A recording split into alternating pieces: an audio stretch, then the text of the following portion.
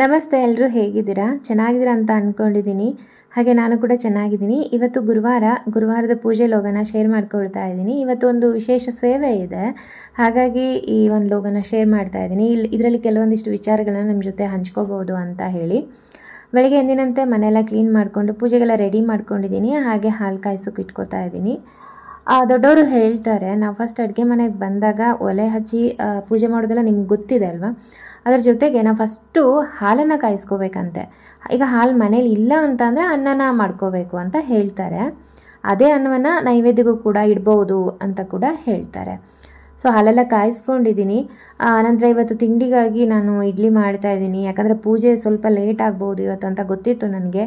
ಈ ದೋಸೆ ಬೇರೆ ತಿಂಡಿಗಳಾದರೆ ಮಾಡ್ತಾ ಅಲ್ಲೇ ಕುತ್ಕೊಳ್ಬೇಕಾಗತ್ತೆ. ಇಡ್ಲಿ ಆದರೆ ಹುಯ್ದಿಟ್ಬಿಟ್ರೆ ಅದ್ರ ಪಾಡಿಗೆ ಅದು ಬೇಕೋತಾ ಇರುತ್ತೆ. ನಾವು ಈ ಕಡೆ ಇನ್ನೊಂದು ಏನಾದರೂ ಕೆಲಸ ಮಾಡ್ಕೋಬೋದು ಅಂತ ಹೇಳಿ ರಾಯಿಗೆ ಕೂಡ ನೈವೇದ್ಯ ಮಾಡ್ಕೋಬೇಕಿತ್ತು ನನಗೆ. ಹಾಗಾಗಿ ಏನು ನೈವೇದ್ಯ ಮಾಡಲಿ ಅಂತ ಇದ್ದೆ. ಸ್ವಲ್ಪ ಮನೇಲೇ ಇರುವಂಥ ಸಾಮಾನುಗಳೆಲ್ಲ ನೋಡಿದೆ. ಸರಿ ಅಂತ ಹೇಳಿ ಕೊಬ್ಬರಿ ಮತ್ತು ಹೆಸರುಬೇಳೆ ಅಕ್ಕಿನ ಹಾಕಿ ಪಾಯಸನ ಮಾಡ್ಕೋತಾ ಇದ್ದೀನಿ. ಈಗಾಗಲೇ ಆ ಒಂದು ರೆಸಿಪಿ ವಿಡಿಯೋನ ನಾನು ಶೇರ್ ಮಾಡಿದ್ದೀನಿ ನನ್ನ ಚಾನಲಲ್ಲಿ. ಯಾಕಂದರೆ ತುಂಬ ರುಚಿಯಾಗಿರುತ್ತೆ ಈ ಒಂದು ರೆಸಿಪಿ. ಮತ್ತು ಇದು ಅಮ್ಮನವರಿಗೂ ಕೂಡ ತುಂಬ ಶ್ರೇಷ್ಠ. ರಾಯಿಗೂ ಕೂಡ ಮಾಡ್ಬೋದು ಮತ್ತು ವಿಷ್ಣುವಿಗೂ ಕೂಡ ಮಾಡ್ಬೋದು. ಪೊಂಗಲ್ ರೀತಿಯೇ ಬರುತ್ತೆ. ಇದು ಕೊಬ್ಬರಿ ಹಾಕಿದ್ದೀನಿ. ಒಂಥರ ಸ್ವಲ್ಪ ಡಿಫ್ರೆಂಟಾಗಿ ಮಾಡಿದ್ದೀನಿ. ಮದ್ಗ ನಾವೆಲ್ಲ ಮಾಡ್ತೀವಲ್ವ, ಅದೇ ಥರದಲ್ಲೇ ಇದೆ, ಸ್ವಲ್ಪ ಚೇಂಜ್ ಇದೆ ಅಷ್ಟೇ. ಸೊ ಅದಕ್ಕೆಲ್ಲ ಈಗ ರೆಡಿ ಮಾಡ್ಕೊಳ್ತಾ ಇದ್ದೀನಿ ಒಂದೊಂದೇ ಆಗಿ. ಹಾಗೆ ಇಲ್ಲಿ ನನ್ನ ಮಗ ಮತ್ತು ದೊಡ್ಡ ಮಗ ಮತ್ತು ಚಿಕ್ಕ ಮಗ ರಾಮು ನಮ್ಮ ರೂಪ ಇದ್ದಲ್ಲಿ ಹೋಗಿದ್ರು, ಅವ್ರ ಮನೆಗೆ ಹೋಗಿದ್ದಾರೆ. ಯಾಕಂದರೆ ನಿನ್ನೆ ಅವ್ರ ಮೇಲೆ ಒಂದು ಚಿಕ್ಕ ಫಂಕ್ಷನ್ ಇತ್ತು. ಬರೋಕೆ ಹೇಳಿದ್ರು, ನಮ್ಗೆ ಹೋಗೋಕ್ಕಾಗಿರಲಿಲ್ಲ. ಹಾಗಾಗಿ ಇವತ್ತು ಬೆಳಿಗ್ಗೆನೇ ಕಳಿಸ್ಕೊಟ್ಟೆ. ಬೆಳಿಗ್ಗೆ ಯಾಕೆ ಅಂತಂದರೆ ತಿಂಡಿಗಾದರೂ ಕಳಿಸ್ಕೊಡು ಮಕ್ಕಳನ್ನು ಅಂತ ಹೇಳ್ತಾಯಿದ್ರು. ಸೊ ಹಾಗಾಗಿ ಅವಳಿಗೆ ಮತ್ತು ಬೇಜಾರಾಗಬಾರ್ದು ಅಂತ ಹೇಳಿ ಇಬ್ಬರೂ ಅಲ್ಲಿಗೆ ಕಳಿಸ್ಕೊಟ್ಟಿದ್ದೀನಿ. ನನಗೆ ಹಾಗಾಗಿ ಸ್ವಲ್ಪ ಫ್ರೀ ಆಯಿತು. ರಾಮ್ ಇದ್ದಿದ್ರೆ ಒಂದು ಸ್ವಲ್ಪ ಕಿತಾಪತಿ ಮಾಡ್ತಾ ಇರೋನು. ಹಾಗಾಗಿ ರಾಮ್ ಕೂಡ ಕರ್ಕೊಂಡು ಹೋಗಿದ್ದಾರೆ ಪೃಥ್ವಿ. ಅವನಲ್ಲೇ ತಿಂಡಿ ತಿಂದುಬಿಟ್ಟು ಹಾಗೆ ಸ್ಕೂಲಿಗೆ ಹೋಗ್ತಾನೆ. ರಾಮನ್ನ ಕರ್ಕೊಂಡು ರೂಪ ಸ್ಕೂಲಿಗೆ ಬರ್ತಾಳೆ. ಹಾಗಾಗಿ ನಾನು ನೆಮ್ಮದಿಯಿಂದ ಇವಾಗ ಪೂಜೆಗೆಲ್ಲ ರೆಡಿ ಮಾಡ್ಕೋತಾ ಇದ್ದೀನಿ. ಹಾಗೆ ಇಡ್ಲಿ ಆಯಿತು. ಇಡ್ಲಿ ಎಲ್ಲ ತೆಗೆದು ಈ ಕಡೆ ಬದಿಗೆ ಇಟ್ಕೊಂಡು, ಮತ್ತು ಪೂಜೆ ಬಗ್ಗೆ ಹೇಳೋದೇ ಆದರೆ ಸೇವೆ ಏನು ಸೇವೆಯಪ್ಪ ಅಂತಂದರೆ, ನಾವು ಮಂತ್ರಾಲಯಕ್ಕೆ ಹೋಗಿದ್ವಲ್ವ, ಆವಾಗ ಒಂದೆರಡು ಫೋಟೋನ ತೊಗೊಂಡು ಬಂದಿದ್ದೆ ರಾಯರದು. ಈ ರಾಯರ ಫೋಟೋವನ್ನು ನಾನು ಒಬ್ಬರ ಹತ್ರ ಬಹುಪ್ರಸಾದ ಕೇಳೋಕೆ ಹೇಳಿದ್ದೆ. ಅಂದರೆ ನಾವು ಮೊದಲೇ ಇನ್ಸ್ಟಾಗ್ರಾಮಲ್ಲಿ ಪೋಸ್ಟ್ ಮಾಡಿದ್ವಿ, ರಾಯರ ಫೋಟೋವನ್ನು ಕೊಡ್ತಾ ಇದ್ದೀವಿ ಅಂತ ಹೇಳಿ. ಯಾರಿಗೆ ಬೇಕು ಅವ್ರು ಮೆಸೇಜ್ ಮಾಡಿ ಅಥವಾ ಕಮೆಂಟ್ ಮಾಡಿ ಅಂತ ಹೇಳಿದ್ವಿ. ತುಂಬ ಜನ ಮಾಡಿದರು. ರಾಯರ ಫೋಟೋ ಈ ರೀತಿಯಾಗಿ ಬಂದರೆ ಮನೆಗೆ ತುಂಬ ಒಳ್ಳೆಯದು. ಯಾರಾದರೂ ಕಳಿಸ್ಕೊಟ್ರೆ ತುಂಬಾ ಒಳ್ಳೆಯದು. ಅದರಲ್ಲೂ ಈ ರೀತಿ ಹೂಪ್ರಸಾದ ಕೇಳಿ ಅಂತೂ ರಾಯರೇನಾದರೂ ಕೊಟ್ಟು ಹೋದರೆ ಇನ್ನೂ ಒಳ್ಳೆಯದಲ್ವ. ಸೊ ಈ ಥರ ಒಂದು ಪ್ಲ್ಯಾನ್ ಮಾಡ್ಕೊಂಡಿದ್ವಿ.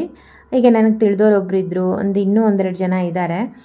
ಸೊ ಅವರೆಲ್ಲ ಸೇರಿಕೊಂಡು ಮಾಡಿದ್ವಿ. ಆಗ ಸುಮಾರು ಜನ ಕಮೆಂಟ್ ಕೂಡ ಮಾಡಿದರು, ಮೆಸೇಜ್ ಮಾಡಿದರು. ಅವ್ರನ್ನೆಲ್ಲ ಹೆಸರು ತೊಗೊಂಡು ಚೀಟಿ ಆರಿಸ್ಬಿಟ್ಟು ಆ ಚೀಟಿಲಿ ಬಂದಂಥ ಹೆಸರನ್ನು ನಾವು ತೆಗೆದು ರಾಯರ ಮುಂದೆ ಇಟ್ಟು ಪ್ರಸಾದ ಹಚ್ಚಿದಾಗ ಒಂದು ಇಬ್ಬರಿಗೆ ಸಿಕ್ಕಿತ್ತು. ಯಾಕಂದರೆ 2 ಜನರು ಆಯ್ಕೆ ಮಾಡಬೇಕಿತ್ತು, 2 ಫೋಟೋ ತಂದಿರೋದಾಗಿತ್ತು. ಹಾಗಾಗಿ ನಿನ್ನೆ ಗುರುವಾರ ಆಗಿರೋದ್ರಿಂದ ಆ ಫೋಟೋವನ್ನೆಲ್ಲ ಬಿಚ್ಚಿಬಿಟ್ಟು, ಅಂದರೆ ನಾನು ಇಷ್ಟು ದಿನ ಓಪನ್ನೇ ಮಾಡಿರಲಿಲ್ಲ, ಅದನ್ನು ಹಾಗೆ ತಂದಿದ್ದು ಇಟ್ಟಿದ್ದೆ. ನಾನು ಕಲಶಕ್ಕೆ ತೋರಿಸ್ಬಿಟ್ಟು, ಅಲ್ಲಿ ಮಂತ್ರಾಲಯದಲ್ಲಿ ಕಲಶಕ್ಕೆ ತೋರಿಸ್ಬಿಟ್ಟು ಪ್ರಾರ್ಥನೆ ಮಾಡ್ಕೊಂಡು ಬಂದಿದ್ದೆ. ಅದನ್ನು ಈಗ ದೇವ್ರ ಮುಂದೆ ಇಟ್ಬಿಟ್ಟು ಒಂದು ಚಿಕ್ಕ ಸೇವೆಯನ್ನು ಕೊಟ್ಬಿಟ್ಟು ನಾನು ಹಾಗೆ ಅವ್ರ ಮನೆಗೆ ಕಳಿಸ್ಕೊಡೋಣ ಅಂತ ಇದ್ದೀನಿ. ಸೊ ಆ ಒಂದು ಸೇವೆಯನ್ನು ಮಾಡ್ತಾ ಇರೋದು.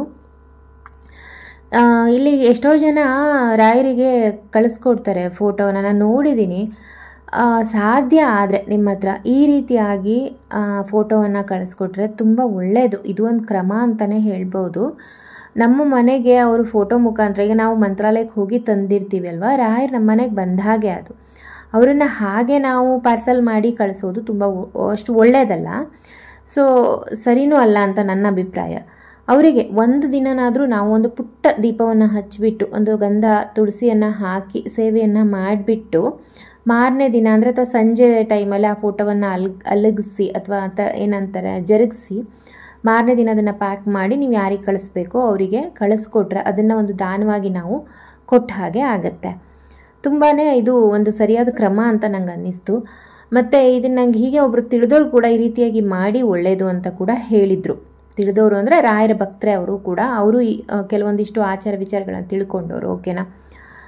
ಸೊ ಅವ್ರ ಹತ್ರ ಕೇಳಿದಾಗ ಇದೇ ಆ ಫೋಟೋ. ಹಾಗಾಗಿ ಮನೆ ಮೇಲೆ 2 ಫೋಟೋನ ಇಟ್ಟು ದೀಪವೆಲ್ಲ ಬೆಳಗಿಸಿ ನಿನ್ನೆ ಪೂಜೆ ಎಲ್ಲ ಮಾಡಿಕೊಂಡೆ. ಸಂಜೆ ಸಮಯದಲ್ಲಿ ನಾನು ಇದನ್ನೆಲ್ಲ ಜರುಗಿಸಿರೋದು. ಹಾಗೆ ಯಾಕೆ ಈ ಸೇವೆನ ಮಾಡ್ತಾರೆ ಅಂತ ಕೇಳಿದರೆ, ಕೆಲವೊಬ್ಬರು ಅವರ ಇಷ್ಟಾರ್ಥವನ್ನು ಕೇಳಿಕೊಂಡು ಮಾಡ್ತಾರೆ. ಬಟ್ ನಾನಿಲ್ಲಿ ಯಾವ ಇಷ್ಟಾರ್ಥ ಕೂಡ ಕೇಳಿರಲಿಲ್ಲ ರಾಯರ ಹತ್ರ. ರಾಯರೇ ಅವ್ರಿಗೆ ಒಳ್ಳೇದು ಮಾಡಿಕೊಡಪ್ಪ ಅಂತ ಬೇಡ್ಕೊಂಡಿದ್ದೆ. ರಾಯರು ನಿನ್ನೆ ಹೂ ಪ್ರಸಾದ ಕೂಡ ಕೊಟ್ಟಿದ್ದರು. ನನಗೆ ತುಂಬ ಖುಷಿಯಾಯಿತು. ನಾನು ಇನ್ನೊಂದು ವಿಚಾರ ಹೇಳಬೇಕು.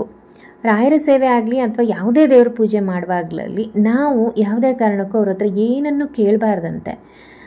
ಅದು ಕೊಡಿ, ಇದು ಕೊಡಿ, ಹಾಕಿ ಕೊಡಿ, ಹೀಗೆ ಕೊಡಿ, ಆರೋಗ್ಯ ಕೊಡಿ, ಮತ್ತೊಂದು ಕೊಡಿ ಅಂತ ನಾವು ಬೇಡ್ಕೋತೀವಿ. ನಾನು ಕೂಡ ಮೊದಲು ಈ ತಪ್ಪನ್ನೇ ಮಾಡ್ತಿದ್ದೆ. ಯಾವತ್ತು ನಾನು ಈ ಭಗವದ್ಗೀತೆ ಮತ್ತು ಈ ಪ್ರವಚನಗಳನ್ನ ಕೇಳೋಕ್ಕೆ ಶುರು ಮಾಡಿದ್ನೋ ಅವತ್ತು ಗೊತ್ತಾಯಿತು ನನಗೆ ದೇವ್ರ ಹತ್ರ ನಾವು ಯಾವುದನ್ನು ಕೇಳಬಾರ್ದು. ಯಾಕೆ ಅಂತಂದರೆ ದೇವರು ಸರ್ವಜ್ಞ ಅಲ್ವಾ, ಅವರಿಗೆಲ್ಲ ಗೊತ್ತಿರುತ್ತೆ.